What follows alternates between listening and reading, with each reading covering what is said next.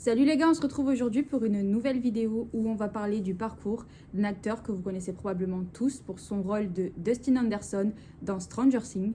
On va évidemment parler de Gaten Matarazzo. Je suppose que son prénom se prononce pas, enfin son nom et son prénom se prononcent pas du tout comme ça, mais on va le garder comme ça parce que j'arrive pas à le dire autrement.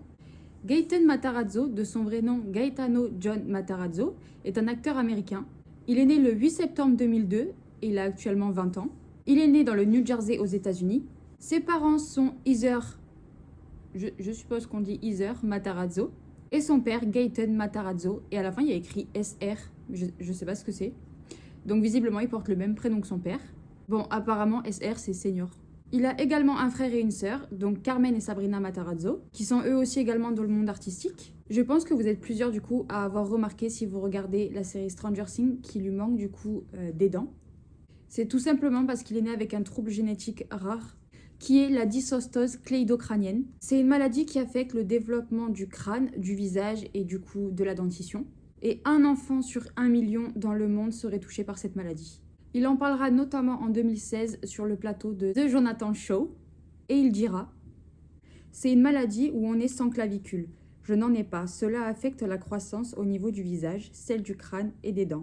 C'est pour ça que je n'en ai aucune. Celles-ci sont fausses.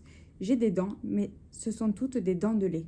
J'ai besoin de beaucoup de chirurgie. Pour moi, c'est plutôt modéré, mais beaucoup de gens ont des cas plus avancés. » D'après mes recherches, c'est aussi ce qui expliquerait du coup sa petite taille. À l'âge de 17 ans, il en est déjà à sa 4e opération. Et depuis un moment déjà, il collabore avec l'association CCD Smile. Donc cette association, elle aide financièrement les personnes qui sont atteintes de cette maladie pour aider à financer du coup leurs opérations qui visiblement sont très très coûteuses.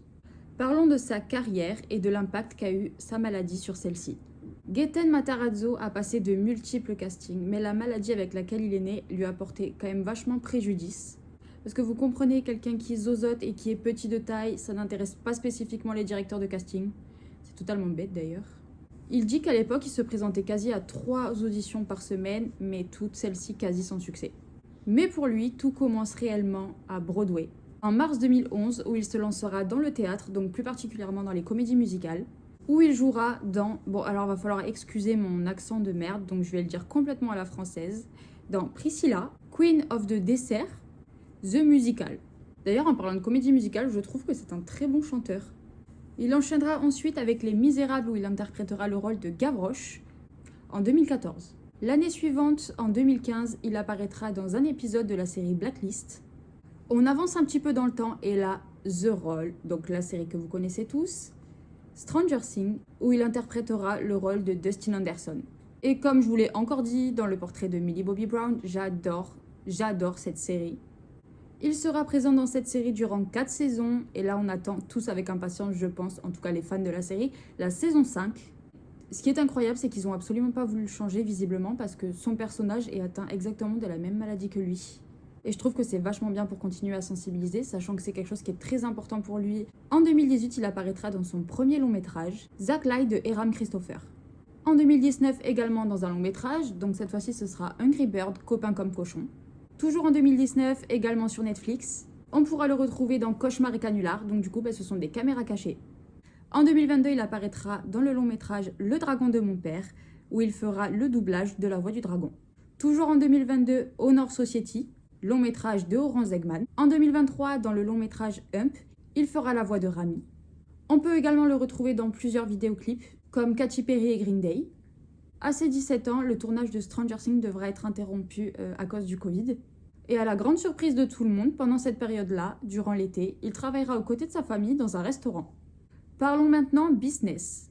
En 2020, il fera une collaboration avec Happy Socks, je crois qu'on dit comme ça. Du coup, il sortira une gamme de chaussettes juste avant la période hivernale. Du coup, il va créer un calendrier de l'Avent, version chaussettes, pas version chocolat.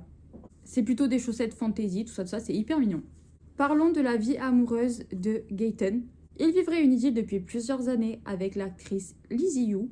D'ailleurs, j'ai vu les photos, ils sont hyper mignons. Et voilà, c'est terminé pour ce portrait. On enchaînera bientôt avec les autres personnages de la série. J'espère que cette vidéo vous aura plu. Et j'ai très hâte de voir la saison 5 de Stranger Things avec ce merveilleux personnage qui me fait absolument rire et qui est génial. Je vous dis à bientôt. Salut!